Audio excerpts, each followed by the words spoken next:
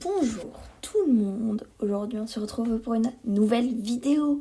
Aujourd'hui on va voir comment télécharger iOS 14 bêta. Allez, intro.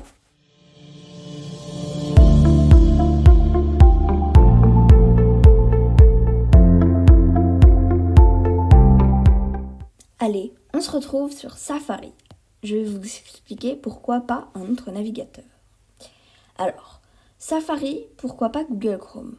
J'ai observé que sur Safari, ça marchait beaucoup mieux. Sur Google Chrome, quelques bugs étaient présents, donc j'ai décidé de vous faire la démonstration sur Safari.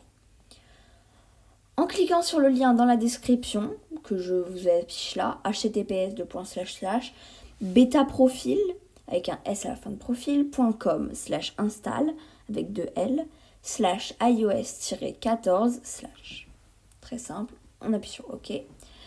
Une des conditions qui va être mise à l'épreuve, on pourrait dire, si vous l'installez, c'est qu'il faut avoir beaucoup de place de stockage, presque toute sa place libre, car ça prend vraiment de la place.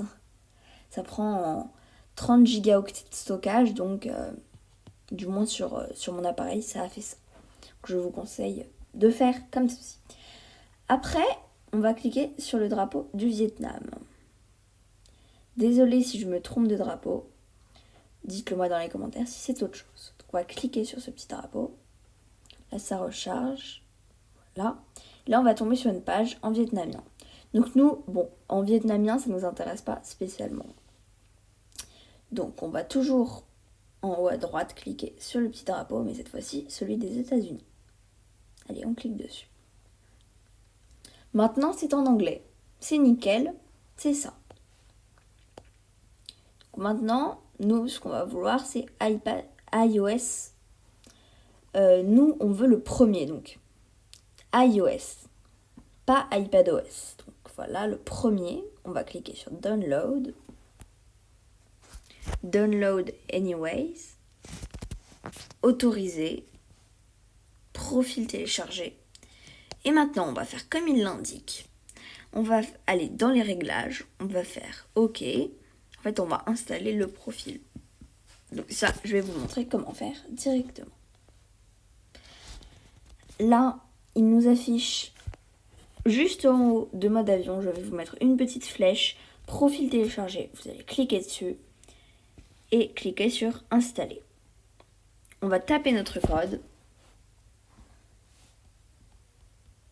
Voilà.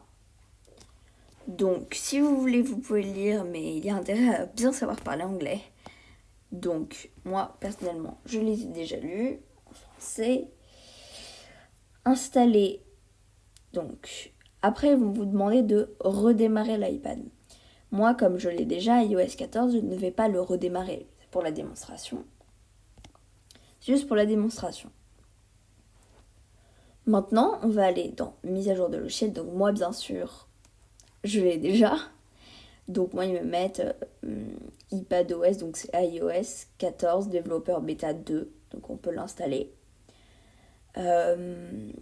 Donc il y a toujours certains bugs. Donc vous allez devoir cliquer sur télécharger installer, puis le tour sera joué. Télécharger installer en bleu, voilà. Après, quand vous allez aller sur votre écran, vous allez voir que l'application Feedback. Donc c'est pour évaluer les nouveautés. On va pouvoir comme ça leur faire des petits rapports de façon à qu'ils améliorent leur version, tout simplement. Sur le côté, vous aurez moyen d'avoir des widgets. Donc par exemple les rappels, des piles intelligentes. Donc pour les notes, il y a encore quelques bugs sur les mises à jour Apple pour l'instant. Voilà. Après les achats iTunes Stores et ainsi de suite. Voilà. Après, vous aurez moyen aussi, en faisant un appui long sur une application, de faire un petit plus pour ajouter des widgets. Donc, par exemple, on va pouvoir ajouter la météo, si cela vous intéresse. Météo ou musique, Ça peut être pas mal. Alors, il y a toujours certains petits bugs qui vont faire que vous aurez besoin de redémarrer votre iPad, iPhone assez régulièrement. Par exemple, là, on peut faire des piles intelligentes. Après, là, on va pouvoir décider. Donc, par exemple, on va en rajouter un widget pour vous montrer. On va pouvoir décider là, la taille. Donc, par exemple, on va essayer avec les 3 tailles. On va prendre Add Widget. Et là, c'est un petit carré. Donc là, c'est bien pour l'instant. Alors, vous allez pouvoir le voir qu'au bout d'un certain temps, c'est très bizarre. Donc, on va recommencer. On va voir, par exemple, pour calendrier. On va prendre Add Widget. Et on va prendre ce widget-là. Donc, pareil, là, ça va se cacher. Voilà, ça, c'est juste le temps. Le temps qu'ils se mettent à jour. Donc là, ils nous mettent le temps. Donc là, c'est totalement la météo. Donc quelques petits bugs sont présents, je l'ai déjà dit. L'aspect graphique a bien changé. Par exemple, dans les notes, l'aspect est plus rond. Il y a un aspect beaucoup plus rond.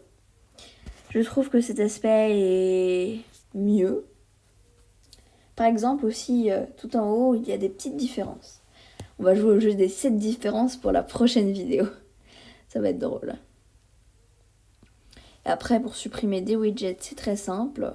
On va faire la même démarche. Par exemple, on va faire comme si on supprimait une application. Encore vraiment pas mal de bugs techniques. Mais en tout cas, je suis assez contente de la mise à jour. Par exemple, je vais supprimer ma pile intelligente ou le rappel. Juste le rappel. Et je vais remettre...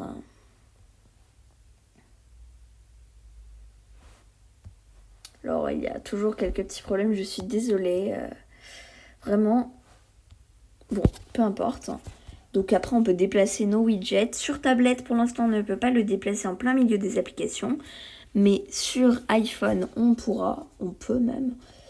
Après, vous avez aussi App Library. Donc c'est là où toutes vos applications se rassembleront. Donc ça, c'est des nouveautés présentes sur iPhone et non sur iPad. Et je suis bien déçue qu'elles ne soient pas disponibles sur iPad. Bon. En tout cas, la liste des compatibilités, je vais vous la mettre juste maintenant. Et vous allez pouvoir voir si votre appareil est compatible. Je vous souhaite bonne chance pour la mise à jour. Bye bye tout le monde!